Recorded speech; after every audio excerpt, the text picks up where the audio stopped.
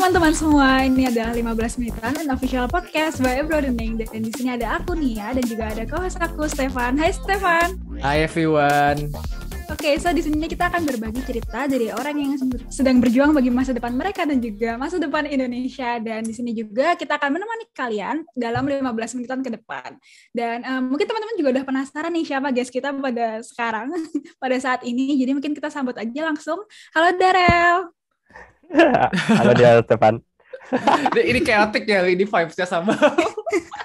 Bener. Padahal di sana masih jam 6.30 pagi, Stef. Ya. Selamat pagi Ya. Dawel, terima kasih sudah meluangkan waktunya join bersama kita di pagi hari ini. Iya, selamat pagi. Aku juga rencananya mau jadi orang pagi, walaupun itu susah. Jadi mau coba-coba juga. Oke, jadi boleh dong Darel kayak kamu perkenalkan diri kamu dulu, kayak misal sekarang lagi kuliah di mana, terus juga lagi tinggal di mana, itu aja sih, sama jurusan apa? Oh iya, boleh. Jadi ya nama aku Darel. Sekarang di Toronto, di Kanada.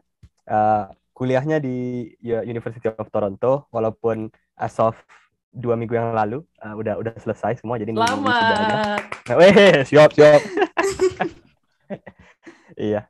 Jadi sambil nunggu wisuda, dan kemarin itu jurusannya kita di bidang social science, jadi spesialisasi political science dengan double minor in diaspora and transnational studies yang pertama, dan yang double minor yang kedua itu di ethics, law and society, which is basically philosophy. Jadi di bidang itu, dan alhamdulillah juga waktu itu bisa dapat kesempatan ke Kanadanya karena ada dapat beasiswa dari University of Toronto-nya sendiri yang namanya Lester B. Pearson Scholarship. Dan ya gitu sih, bersyukur aja bisa dapat kesempatan ini, dan sekarang lagi siap mau ke Finland. Ke Finlandnya sebenarnya dalam 2 hari flight-nya ke sana untuk ada summer job sekitar 2-3 bulan sama pemerintah di sana. Jadi kira-kira gitu. Nanti mau balik ke Kanada rencananya, cari kerja di sini. Wow, Itu sih kira-kira. Ya, iya. Thank you for the introduction. Gila, berarti emang benar-benar udah ada tatanan deh, kayak habis ini mau ngapain satsut gitu kelihatannya. Ya, dan juga mungkin aku tuh penasaran deh, karena kan tadi kamu udah sempat mention terkait beasiswa yang kamu dapatkan ketika berkuliah di sana tuh. Yang kita juga semua ngerti kalau itu tuh beasiswa yang persaingannya tuh nggak cuma di tingkat nasional aja, bukan di tingkat Indonesia, melainkan secara global itu sendiri. Nah, di samping itu, kayak aku juga sempat stalking kamu, yaitu di LinkedIn dan lain-lain itu, bener-bener banyak banget pengalaman yang kamu udah tanam tuh dari situ. Kayak kamu udah enhance your CV melalui entah itu kepemimpinan di OSIS kayak, atau mungkin di English Club, dan ya macam-macam itu. Kayak aku penasaran deh, apakah dari awal kamu udah kepikiran buat kuliah di luar negeri, dan kenapa sih kalau boleh tahu? Waduh, itu sebenarnya mungkin pertama kali emang benar-benar mempertimbangkan kuliah di luar negeri itu justru di awal kelas 12 SMA sih. Jadi emang kayak yang Nia bilang, mungkin apa ya, kayak enhance CV gitu-gitu. Itu mungkin gabungan dari 2 hal. Yang pertama emang karena emang suka aja gitu dengan aktivitasnya, dan kebetulan emang teman-teman yang kita ketemu di berbagai ekstrakurikuler itu emang teman-teman aku selama SMA juga, jadi kita tempat hangoutnya sama gitu lah.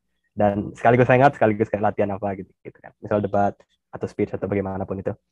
Tapi di atas itu juga emang mungkin sadar aja gitu bahwa mau di Indonesia kuliahnya atau mau di luar negeri kuliahnya, bagaimanapun itu pasti kayak dia ngelihat mungkin adalah untuk masuk gitu ya, dia ngelihat memang SMA-nya ngapain aja gitu kan. Jadi dari awal SMA emang mau coba mengikutkan, at least ikut di banyak hal, di banyak ekstrakurikuler. Kalau bisa, kalau bisa menang-menang, alhamdulillah gitu kan. Kalaupun enggak, kita banyak belajar juga. Jadi kira-kira gitu sih waktu itu approach-nya di SMA. Walaupun di akhir atau di awal kelas 12 SMA itu pas udah mulai mempertimbangkan benar-benar mau keluar negeri, itu baru lebih aktif gitu ya, mau apply sana sini untuk beasiswa, untuk kuliah di luar gitu. Kalaupun aku bilang apply di sana sini, aku sebenarnya apply kuliahnya dan apply beasiswanya itu kalau di luar negeri dibanding teman-teman aku lain emang sedikit banget gitu. Makanya aku kayak ngerasa, wah ini beruntung aja nih, kalau nanti S2 aku harus benar-benar apply jauh lebih banyak lagi gitu untuk pastiin bisa dapat lagi. Kira-kira gitu sih. Oke. Dan juga knowing the fact dan kamu kalau kamu tuh dulu tinggalnya juga bukan di kota yang di domisilinya di Jawa, yang di kota besar ya, kayak kalau nggak salah kamu dari Duri. Jadi kayak from Ya, Duri to Kanada, dan knowing that kamu juga apply-nya cuma dikit tuh dibanding teman-teman beasiswa pula. Jadi kayak itu menarik banget sih buat kita, kayak pengen tahu di sini juga. Tapi kayak mungkin sedikit menilik kembali nih, sebenarnya apa sih yang membuat kamu kepengen buat finally study political science dan specifically juga di Toronto itu sendiri? Kayak mungkin tadi belum sempat diceritain juga soal itu. iya. Sebenarnya mungkin eh, pilihan yang interesting gitu setelah aku kayak in retrospect juga, soalnya ilmu politik kan mungkin kita application-nya pasti atau mungkin bukan application, kita di studinya itu sendiri belajar ilmu politik walaupun ada aspek internasionalnya, bagaimanapun pasti yang kita lebih fokusnya ke politik di negara di mana kita belajarnya itu gitu kan. Walaupun kalau misalnya kita belajar mungkin IR atau HI baru itu justru lebih internasional.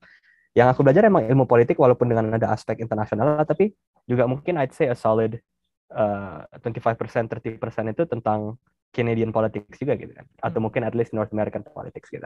Dan itu kalau kita mau bawa ke Indonesia mungkin nggak terlalu applicable kan, ada rada susah juga gitu karena nggak terlalu nggak terlalu align gitu. Makanya aku ngelihatnya justru awalnya aku tuh nggak di jurusan, aku ngelihatnya mau kuliah ke luar negeri ya pas di pertengahan SMA itu. Dan emang ya University of Toronto kan salah satu yang universitas yang bagus juga lah gitu ya, di North America rankingnya cukup bagus secara global juga. Dan ya udah emang rencananya mau kuliah ke University of Toronto, terus aku tahu aja dari awal ini at least mau ngambil some sort of social science lah di sana gitu.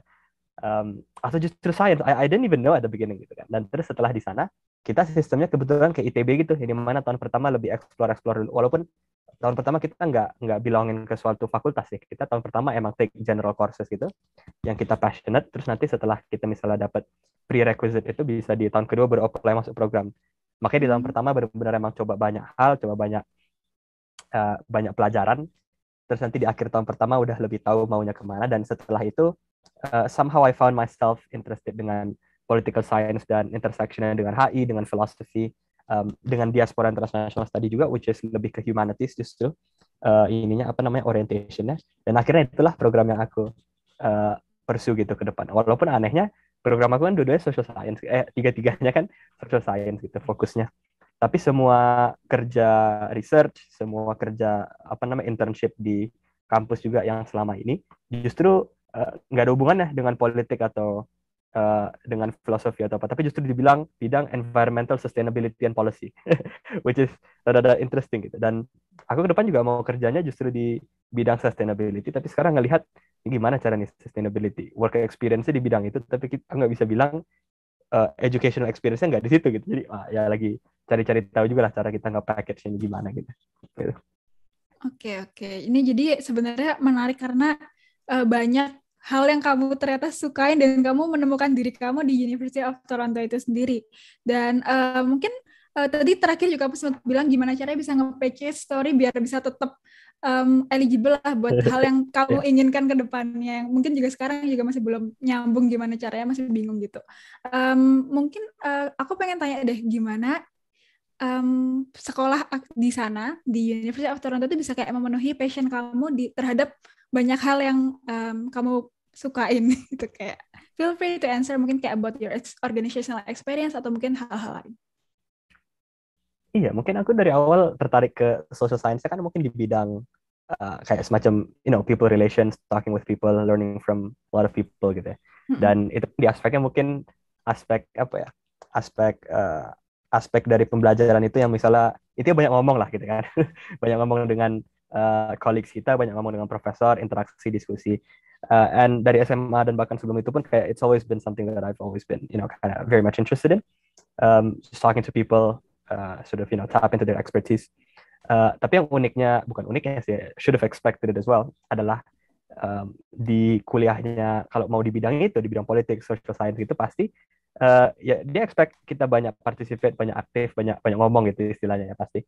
Tapi bagaimana dia assign suatu grade ke kita tentunya dari tulisan kan, dari apa namanya written assignment gitu. Nah makanya kita juga terkenal gitu jurusan-jurusan ini di kuliah kalau misalnya apa namanya, berapa teman-teman yang di science atau yang di math, di engineering itu mereka kan pasti pusing banget dengan numbers gitu ya. Kalau kita pusing dengan esai gitu.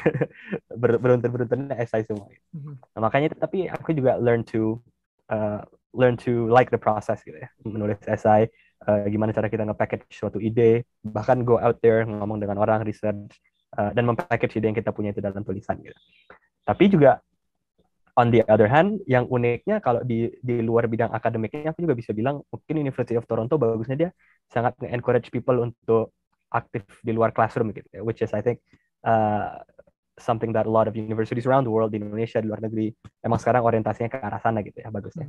Bahwa mereka akan recognize bahkan sebagai kampus, sebagai institusi sekalipun, bahwa learning-nya student pasti bakalan justru mungkin comparable atau justru malah lebih besar gitu di luar kelas gitu. Dan organisasi yang di offer di University of Toronto juga sangat bagus itu karena dia sangat tidak mendifferentiate between Canadian atau international student, semuanya emang sama gitu, di treat as one and all the same. Dan emang apa ya, hubungan antara misalnya junior, senior, dan dengan mentorship, informal mentorship dengan orang itu semua sangat-sangat sangat-sangat dekat, sangat close gitu ya. Dan itu sesuatu yang aku sangat appreciate. Sebagai contoh, salah satu di organisasi yang paling memorable aku sekarang itu kan, atau dulu justru mungkin ya pas masih belajar itu, di namanya Hart House Debate and Dialogue Committee, which kalau kita bisa bilang itu apa namanya, Canadian atau North American equivalent of Oxford Union atau Cambridge Union, as we kind of talked at the beginning. Dan itu justru juga uniknya adalah salah satu public discourse organization tertua di North America, didirikan sekitar tahun 1915 or something, so it's pretty old. Dan kita jadi memang koneksi dengan banyak public figure, itu sangat-sangat bagus. Kita bisa undang mereka untuk berbicara dalam suatu acara, bahkan mengulik isu-isu yang di masyarakat cukup sensitif gitu. Itu kita bisa explore melalui diskusi, melalui public discourse. Dan koneksi-koneksi yang kita buat gitu dari acara-acara ini, bahkan dari sesama committee member kita yang lebih senior, yang lebih junior, itu selalu sangat dekat. Dan satu contoh aja yang sangat aku appreciate, misalnya kayak beberapa hari yang lalu, aku dan beberapa teman-teman kan dapat kesempatan untuk ngadain acara men-celebrate acara diskusi, acara panel G20 gitu ya, di konsulat jenderal di sini di Toronto. Dan teman-teman Kanada aku yang ada satu senior yang sekarang udah kerja di consulting, terus ada satu juga yang beberapa tahun sebelum aku yang sekarang akhirnya jadi chair juga, jadi ketua dari organisasi itu. Aku udah invite dan mereka datang malam-malam itu, mereka datang hadir di sana sampai jam 9 malam, nyobain nasi padang, rendang. Jadi emang kayak mereka semua sangat santai dan sangat saling mendukung. Itu aku appreciate. Dan itu tentu, if you feel you're supported, you're gonna sort of grow better. You're gonna, when you feel empowered, it's always nice. So mungkin gitu sih, hubungan antar siswa itu sangat dekat. Ya, kayak kamu bilang soal itu kan berarti sesuatu yang kamu menemukan bahwa itu is it something unique that you found in Canada, atau kamu emang udah sesuatu yang emang kayak kamu udah mikir aku di Kanada mau cari pengalaman itu, atau kayak begitu kamu di Kanada bahwa aku sadar bahwa ada sebenarnya hal kayak gini? Iya, sebenarnya I'm pretty sure it's not unique to Canada atau University of Toronto. Kayaknya sekarang banyak universitas yang emang udah mengarahnya ke arah sana. Walaupun sejujurnya salah satu consideration di awal gitu ya, pas mau apply dan akhirnya keterima di U of T dan mengaccept offer gitu ya, di U of T, waktu itu emang purely ngelihat ranking dunia U of T gitu, which is cukup bagus gitu. Dan yang kita waktu itu mempertimbangkan juga justru aku ngelihatnya adalah bahwa kan perceptionnya sebagai kita dari orang luar terhadap Kanada itu kan at least waktu itu ya, sekitar tahun 2017-2018 pas politiknya lagi sangat-sangat contentious di US gitu ya, dan Kanada secara komparatif kan sangat atraktif gitu kan, sebagai apa namanya, kayak US equivalent, tapi the view is they're nicer, they're more polite, they're more welcoming gitu kan, Stereotypically, yes. seperti itu. Stereotypically ya kan. Dan uniknya, walaupun that stereotype is kind of true to some extent dan juga is kind of falsified in other extents as well, ya tapi orangnya emang sangat baik gitu. Dan walaupun University of Toronto sangat-sangat secara akademik sangat kompetitif gitu ya, mungkin view-nya dari luar dan dari dalam juga secara internal mahasiswanya kita semua ngeliat sangat kompetitif gitu. Tapi justru mungkin bagusnya adalah ketika semua mahasiswanya itu udah secara solidarity, ya bukan stres ya, tapi terpressure gitu ya di akademik, justru yang organisasi ekskulnya itu, ekstrakurikulernya sebagai sarana, sebagai mahasiswa itu untuk memastikan, oke, organisasi ini jangan membuat kita pressure juga gitu. Justru inilah tempatnya kita bisa semua santai, bisa saling, saling empower satu sama lain. Dan justru itu nature yang aku lihat adalah bahwa mereka saling, justru di organisasi ekstrakurikulernya bukannya kompetitif, tapi mereka justru sangat kolaboratif gitu. Dan itu sangat di-appreciate lah, suatu culture yang seperti itu. Oke, so mungkin we've talk a lot about gimana journey kamu selama di University of Toronto, dan itu tuh benar-benar pengalaman yang life changing lah istilahnya, karena bisa kena influence Gak dari usah mengendah lah, berbagai. emang iya. Iya, iyalah, apalagi diterima juga di beasiswa itu sendiri. Kayak aku ini agak flashback lagi ya mungkin terkait penerimaan beasiswa tuh. Sebenarnya tuh apa sih kayak privilege yang bisa akhirnya kamu dapatkan tuh dari beasiswa tersebut, dan mungkin beberapa tingkat kesulitan untuk bisa masuk ke situ tuh, karena kan pasti teman-teman juga penasaran dong, enak banget tuh bisa kuliah beasiswa langsung dari sekolahnya gitu. Jadi kayak mungkin you can tell us a bit about it. Iya, mungkin kalau ngelihat dari proses seleksinya gitu, proses seleksinya emang cukup ketat sih. Dia ada apa namanya, ada personal statement, ada application, nanti juga mereka akan melihat track record kita pastinya. Dan sebenarnya dari sisi application memang kayak kan banyak orang yang nge-DM Instagram and stuff, nanya-nanya misalnya tips and tricks gitu-gitu tentang gimana kita nge-package application-nya. Dan uniknya aku kayak sering bilang, dan orang mungkin masih belum terlalu sadar ke arah itu, adalah kalau mereka nge-package application-nya itu tujuan kita bukan untuk apa ya, bukan untuk menunjukkan kita adalah orang terbaik sedunia or something gitu, karena kan itu impossible. Kita nggak akan mungkin berhasil memperlihatkan kita sebagai the best person ever gitu. Nah, tapi justru kita melihat ini aja, kita melihat ke website, ngelihat yang diminta, bukan yang diminta sih, mereka ngelihat mereka nge-expect student semacam apa yang mau di award gitu kan. Dan uniquely kayak beasiswa, at least yang Lester B. Pearson Scholarship dari University of Toronto, dan mungkin beberapa beasiswa lain, itu mereka sangat spesifik sebenarnya di website-nya apa yang mereka inginkan. Nah, tapi orang biasa bisa jadi walaupun di website ada spesifik, applicants gitu bisa jadi fall into the trap of tetap mau kita general atau at least nge-cover everything that makes us the best gitu kan. Sedangkan kita sebenarnya tinggal fokus aja ke apa yang mereka minta. Kayak misalnya kalau Lester B. Pearson Scholarship, dia justru bilang kita mau meng-award student yang di SMA telah menunjukkan kayak leadership within their school, dan setelah melihat track record itu, kita bisa menyimpulkan bahwa mereka akan mempunyai potensi untuk kayak di kuliah dan afterwards semacam global impact gitu. Nah, itu kan sangat spesifik. Dan jadi kita bisa tinggal package-nya gitu aja. Di sekolah bagaimana kita leadership-nya. Ya tinggal di package begini, impact-nya seperti ini ke sekolah atau ke justru di luar lingkup sekolah. Ya udah, yang itu pass-nya udah selesai di situ. Dan nanti kita argue for the case of bahwa kita mempunyai potensi untuk global impact ini. Dan potensi gimana global impact itu bisa kita package dengan misalnya jurusan yang kita inginkan. Ya kan, kayak misalnya social science atau ilmu politik kan itu kita tentu gampang lah gitu ya untuk nge-package sebagai sesuatu yang bisa global impact atau semacam itu. Nah, tapi di atas itu kita juga bisa bilang bahwa misalnya contohnya waktu itu kan aku di cohort kedua ya, jadi baru angkatan kedua dari beasiswa itu. Dan pada saat itu memang ya belum ada orang Indonesia sama sekali gitu ya yang mendapatkan scholarship-nya, makanya aku kayak nge-package di in addition to semua yang udah dijelaskan di personal application itu, misalnya global impact-nya adalah bisa bahwa I can offer the scholarship sebagai kayak Indonesian representatifnya gitu kan. Dan kayak aku argue gimana misalnya masa di tahun kedua atau apa kampus sebesar University of Toronto doesn't recognize Indonesia gitu kan. Negara yang sangat besar, mempunyai potensi akademik, potensi market, potensi apa, dan sangat besar. Dan itu ya dengar-dengar dari yang di ini emang scholarship committee-nya itu mempertimbangkan gitu-gitu banyak hal seperti itu ketika mereka melihat application-nya atau membaca personal statement-nya gitu.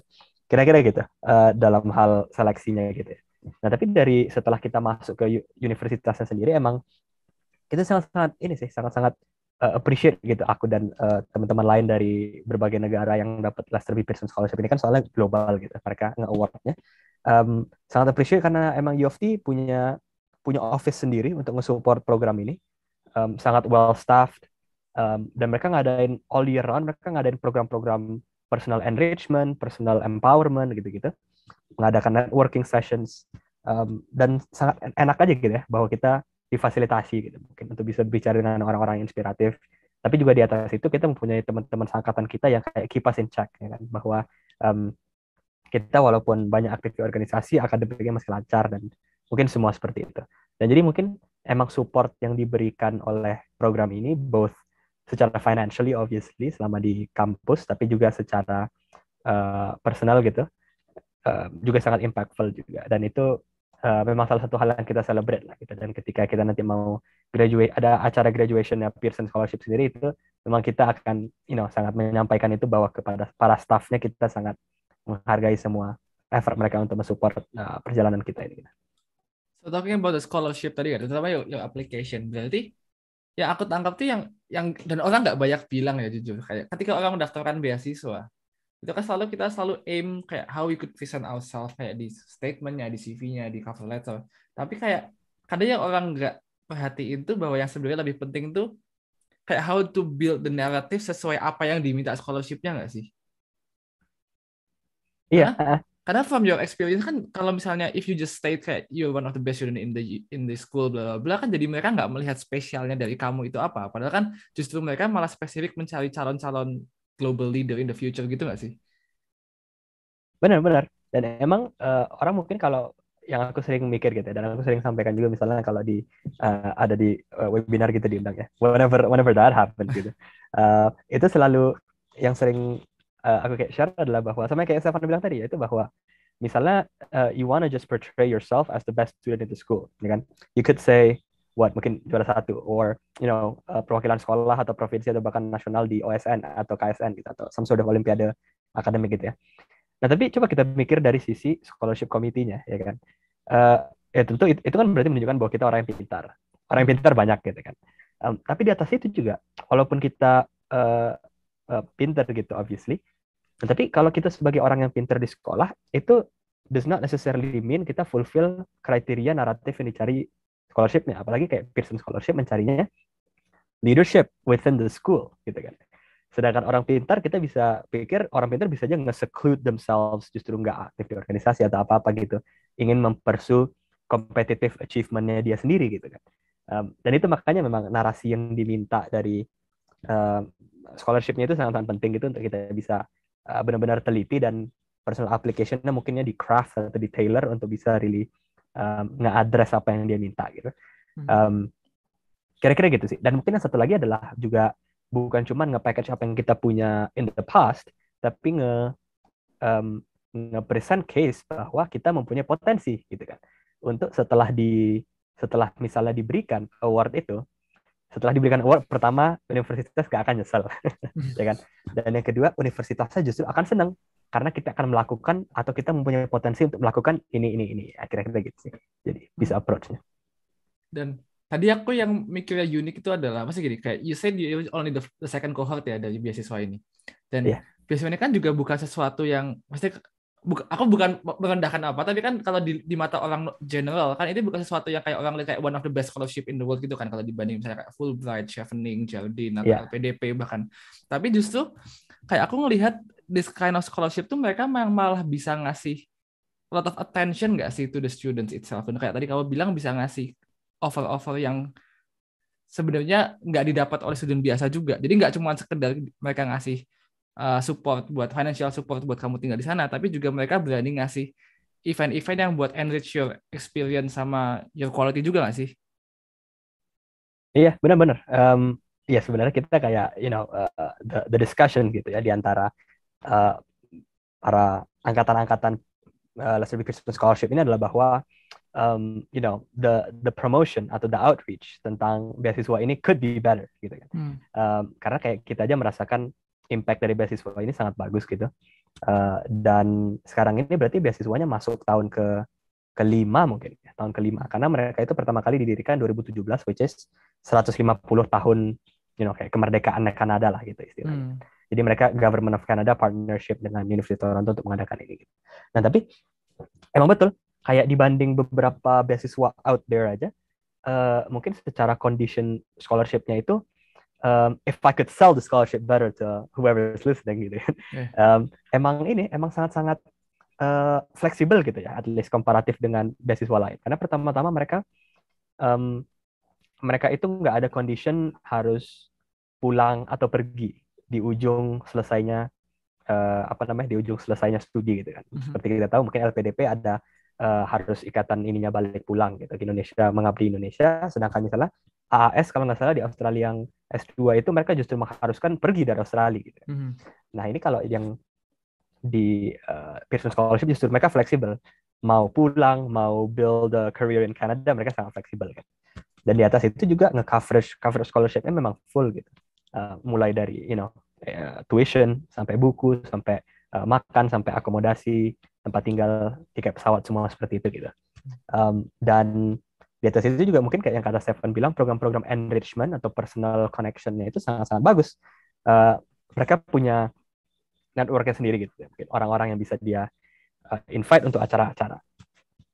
Dan di atas itu juga mungkin memang orang-orang yang kita ketemu gitu, yang kita ketemu di angkatan kita sangat inspiratif gitu, to be honest. Orang-orang yang kita ketemu memang sangat inspiratif dan itu kayak just push ourselves to be better as well. Jadi mungkin gitu sih. Dan aku ngelihatnya kayak Lester B. Pearson Scholarship itu emang you know it could be more well known gitu kan if it gets promoted more. Dan aku emang maunya sih kalau bisa nge-promote itu, so more Indonesians can get the scholarship for sure. Ya sejauh ini kita ngelihat emang yang orang Indonesia lulusan SMA Indonesia gitu emang ya belum ada sih, masih sendiri doang. Walaupun ada orang-orang lain, orang Indonesia yang di angkatan di angkatan aku, di angkatan setelah aku, memang orang Indonesia ada kayak sekitar 5 gitu sejauh ini. Tapi itu pas for Indonesia, mereka ketika lulus dan nominasinya itu dari international school di luar negeri waktu itu. Oke.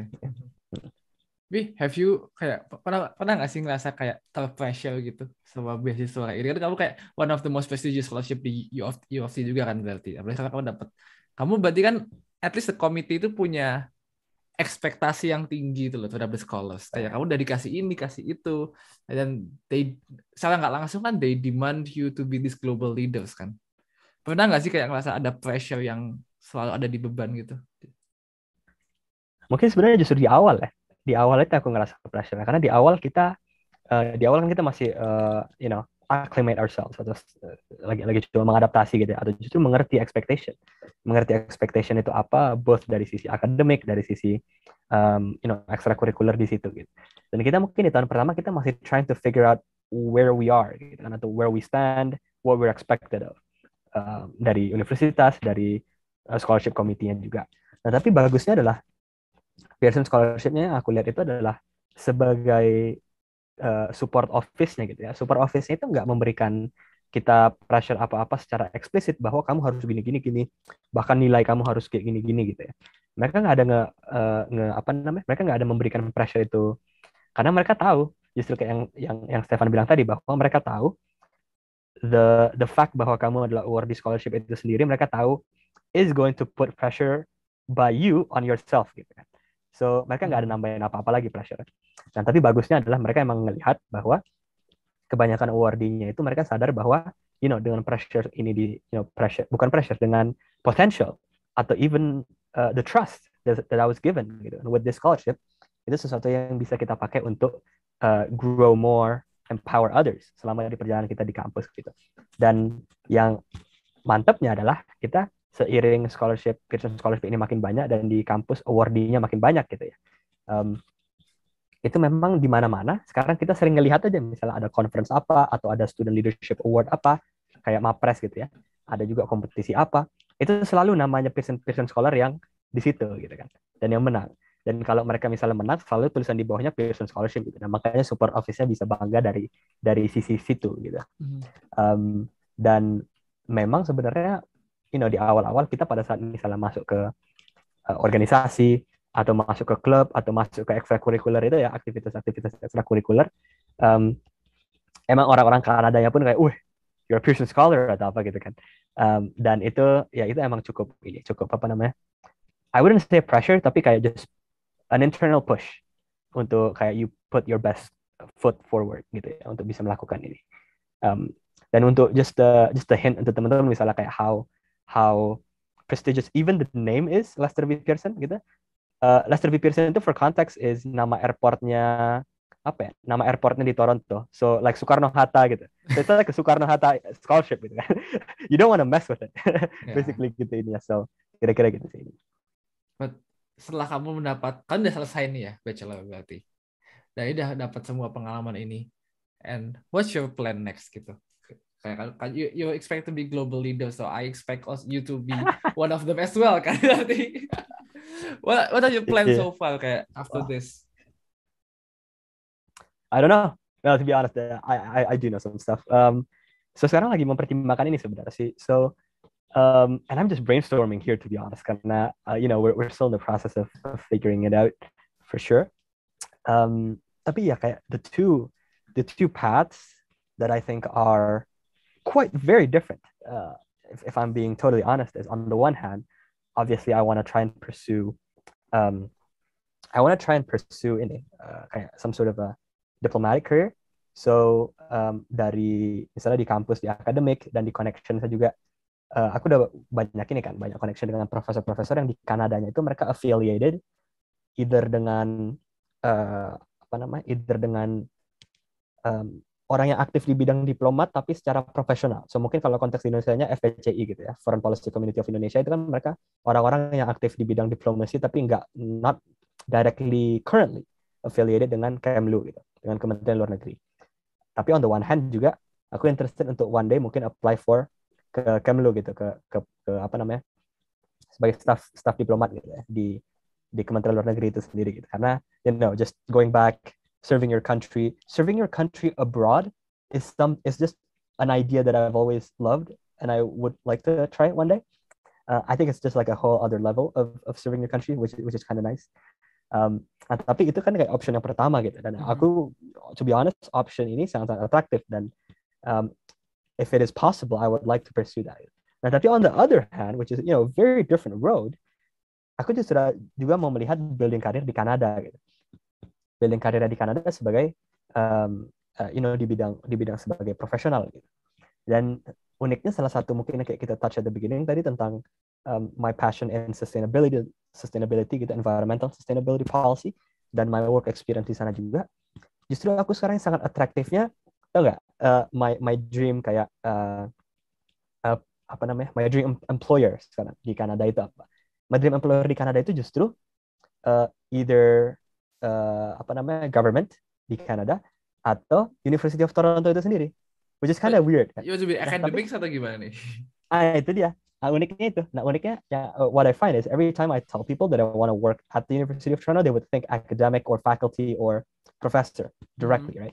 Sedangkan aku sangat attracted to adalah University of Toronto dan banyak universitas di seluruh dunia. Ini bahkan sesuatu yang waktu itu ketika aku research sama this President's Office for Sustainability itu, ini adalah approach yang sekarang banyak kampus di dunia take, adalah mereka mendedikasikan suatu unit di dalam birokrasi mereka yang namanya Office of Sustainability, yang jadi tugasnya itu emang membangun environmental policy untuk kampus, mengengage students dalam project sustainability, mengengage profesor, dan nge-fund research-researchnya profesor untuk nge-apply environmental sustainability principles gitu. Dan essentially just grow the green footprint of the campus, you know, reduce emissions, that kind of jazz.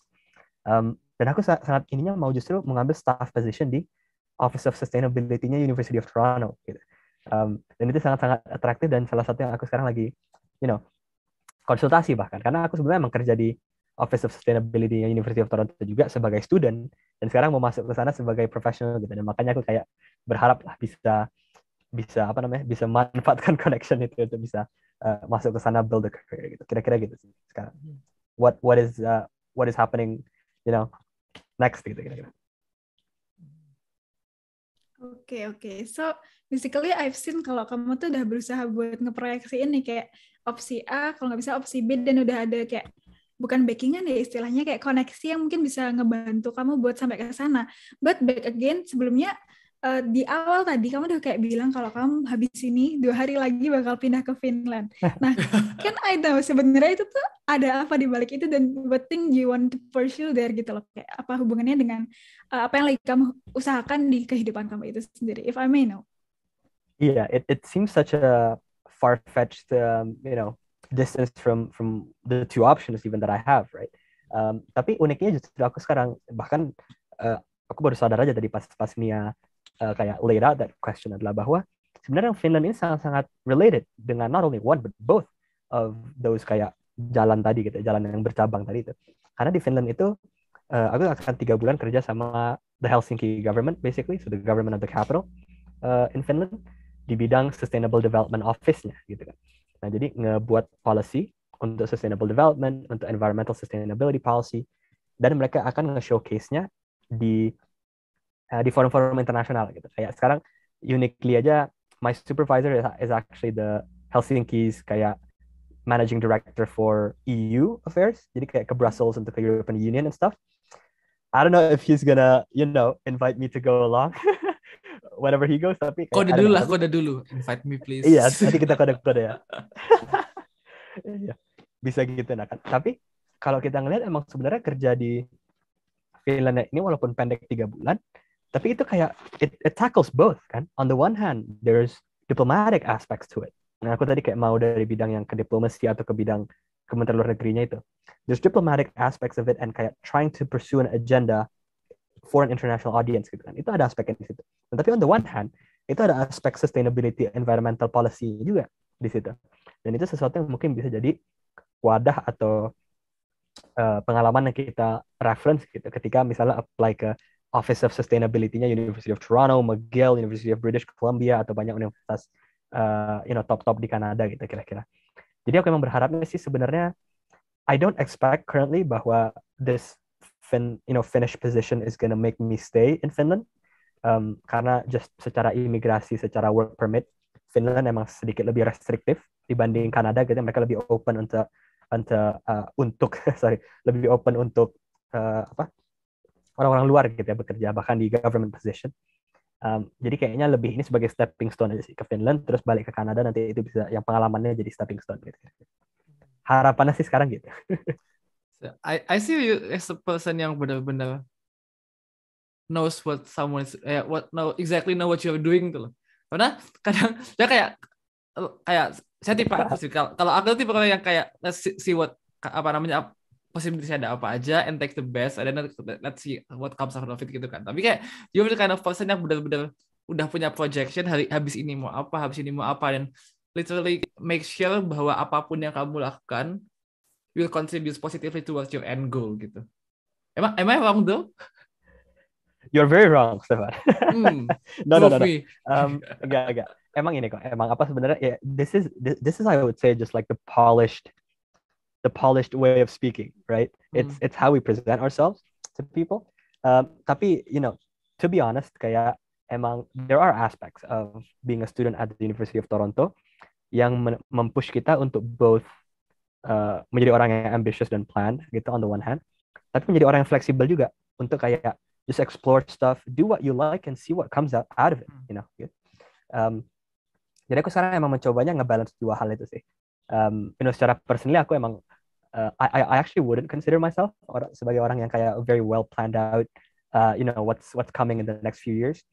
Karena menurut aku kayak yang tadi aku share itu bukan not necessarily a roadmap that I know how I'm gonna get there. It's more about ideally if I could dream for a sec what I would like to do gitu kan. Jadi di aspek itu, dan yang bagusnya tentang both academic environment tapi juga extracurricular atmosfernya gitu di University of Toronto yang aku lihat itu adalah mereka kompetitif dan kolaboratif, dan yang resultnya itu adalah people are actually kind of chill about what comes next in their lives gitu kan. Nah, jadi yang kita lihat itu adalah orang there's a lot of emphasis on kayak self exploration, finding out what you're passionate in. Dan yang enaknya tentang itu dan sangat-sangat self reassuring adalah juga bahwa sekarang kita misalnya udah lulus gitu. Nah, we're not exactly sure what we want to do just yet. Ya kan? Tapi kita coba sana, coba sini, coba apply pekerjaan dan see what we're passionate in gitu. And that's okay gitu. Dan teman-teman kita juga akan nge-reassure bukan cuma secara verbal tapi secara experience mereka juga dan trajectory mereka seperti apa. They're gonna they're gonna tell you that that's okay gitu kan. Kita kayak just trying to find ourselves, find a career that we're passionate in. Dan aku kayaknya sekarang lagi di stage itu sih, walaupun aku bisa ngelihat gitu bahwa ada connection between what I'm doing now dengan apa yang I would like to do. I'm not really sure jalannya dan connect the dots itu gimana gitu. So we're trying to figure it out as we go. Kira-kira gitu sih. Dan ya. But ideally udah bilang kayak ideally udah ada roadmap gitu kan. But ideally, what's your end goal though? Kayak what do you want to achieve? Kayak the biggest dream that you want to achieve in your lifetime? Oh, that's actually a very big question. But yeah, I think ideally the pinnacle, I would say, of my wannabe career, if we could call it that at the moment, is a combination of those two roads or those two paths for sure. So on the one hand, being an Indonesian affiliated diplomat for sure. So being on the international stage, representing your country, right? That's always a very prideful moment. But on the other hand, I would like to kind of do that as someone who advocates for the sort of environmental sustainable policies that we know. So I think that's my very much dream and goal and game, whatever we want to call it. But yeah, I do know that that's at least 2 decades out or something like that. So tapi harapannya gitu sih, suatu hari mungkin bisa reach gitu, amin. But I mean kayak meskipun you say masih 2 decades lagi, pasti you already start looking on it kan, apalagi kayak promoting kind of environment and the kind of stuff. Ada nggak sih yang sebenarnya kita bisa lakuin, terutama buat teman-teman yang juga tertarik terutama ke bidang itu, kayak what can they do from the beginning, apalagi mungkin mereka yang masih just mungkin punya sparks gitu untuk masuk ke bidang ini, tapi biar dia quite unsure gitu mau mulai dari mana. Do you have some kayak tips and tricks gitu for us? Iya, mungkin sebenarnya the most helpful tip gitu that I've heard from my mentors, seniors as well that I'm pretty close with adalah bahwa mereka bilang untuk first step-nya kita gitu kan. Kita mungkin udah ada roadmap atau justru semacam impian aja gitu ya, apa yang kita mau lakukan eventually in the future. Tapi untuk first step-nya kita tuh nggak harus sangat-sangat intentional. First step-nya kita gimana ya? Istilahnya kayak kita first step-nya nggak harus hati-hati amat, takut salah, takut fall down atau gimana gitu. Kayak first step-nya apapun opportunity yang present itself, kata mereka just ambil aja. Itu pasti nanti ada suatu pembelajaran yang kita bisa get out of it gitu kan. Dan makanya itu kayak approach aku sekarang juga sih. Maksudnya ketika opportunity di Finland ini muncul gitu. Ini kan sebenarnya bisa kayak sekitar 3 bulan lost or something, di mana aku sebenarnya udah bisa mulai karir di Kanada gitu kan. Bisa apply kerja di Kanada. Tapi aku kayak ngelihat ini ada koneksinya, dan pertama ini ada koneksinya, kedua sepertinya I'm gonna like the work, dan ketiga if the people di office-nya like my work, ini bisa jadi ada membuka more doors gitu. Jadi aku setelah itu ya udah nggak ada lagi pertimbangan, just go gitu kan. Jadi emang itu sih menurut aku di first step-nya kita jangan takut untuk cebur sana cebur sini gitu, coba-coba bahkan berbagai klub, berbagai organisasi, itu semua all fine gitu. Jadi, pasti ada jalannya gitu. Dan mungkin di konteks kampus aja gitu ya, di konteks kampus aku ngelihat juga bagaimana misalnya kayak menjadi ketua dari salah satu ketua Hard House Debates and Dialogue Committee gitu, atau mungkin mendapat University of Toronto Student Leadership Award, which is kayak mapresnya di U of T di sini kan. Itu aku dapatnya bisa karena connections yang sebenarnya di awal aku nggak tahu ini connection mau dibawa kemana gitu. Kita di awal nggak tahu arahnya mau kemana. Tapi setelah kita menceburkan diri di sana, get involved, kenal dengan orangnya, itu ada aja pintu yang kebuka gitu. Jadi mungkin itu sih sebenarnya. Di first step-nya kita nggak harus hati-hati amat, coba-coba aja gitu. Oke, I find it interesting sebenarnya, karena kayak gimana kamu coba bisa nge-link apa yang ada, pokoknya sebagai kesempatan yang bakal mau nggak mau juga ntar bakal benefit kamu ke depannya gitu sendiri. Tapi sayang banget kita udah di penghujung acara 15 menitan ini. Jadi kayak buat teman-teman mungkin yang pengen tahu dan kenal lebih banyak terkait kehidupan Darel gitu ya, mungkin bisa langsung follow aja di Instagramnya. But ya mungkin nih ada beberapa kali ya, mungkin ada pesan-kesan gitu yang mau disampaikan buat teman-teman pendengar 15 menitan podcast gitu dari Darel. Waduh, ya mungkin kalau satu yang satu takeaway from our discussion gitu nih ya sama Stefan, mungkin emangnya jangan takut mencoba itu mungkin ya, jangan takut coba dan mengambil risk gitu. Atau justru kalaupun itu bukan suatu risk tapi sesuatu yang kita inginkan tapi kelihatannya jauh banget gitu, nggak mungkin lah ya dicoba aja gitu kan. Kayak beasiswa ini juga aku di awal-awal apply-nya ya obviously kita nggak berharap banyak gitu kan. Menurut aku sih kalau kita apply ke suatu beasiswa dan kita udah berharap banyak, itu kayak kita kepedean pasti. Iya, benar. Kita pasti ngerasa ini pasti nggak akan dapat nih, tapi coba aja masukin, mana tahu gitu kan. Dan mana tahu itu every now and then memang kalau memang jalannya kita di situ kita akan dapet gitu, alhamdulillah. Dan ya gitu, kayak jangan takut mencoba aja. Dan mungkin kalau ada kesempatan muncul, tapi kesempatan yang sepertinya suatu diversion, suatu kayak changing course dari perjalanan atau dari roadmap yang kita udah punya, ya jangan takut ngambil itu juga gitu kan. Walaupun misalnya kita ada kesempatan, tapi kita kayak ini harus nggak ke sini nih, harusnya saya jalannya tetap lurus ini nih. Ya nggak apa-apa, ambil aja coba gitu, lihat aja arahnya kemana gitu kan. Dan kayak don't be afraid to make mistakes kayaknya.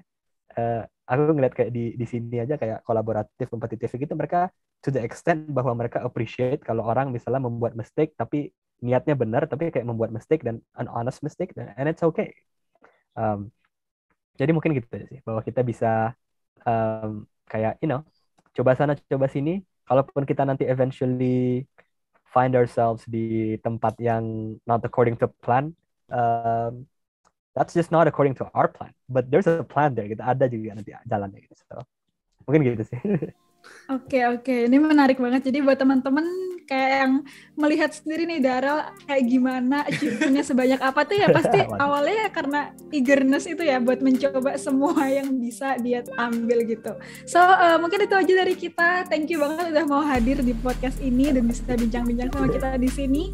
Sayang banget udah saatnya kita menutup podcast ini. Dan this is us 15 Menit Podcast, an official podcast by Everning.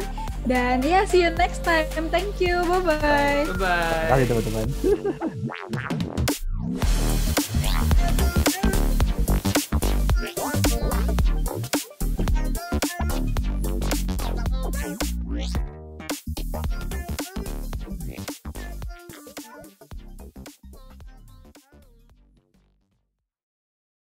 Hello there. Thank you for listening to our podcast. Would you help us grow by clicking the subscribe and notification button?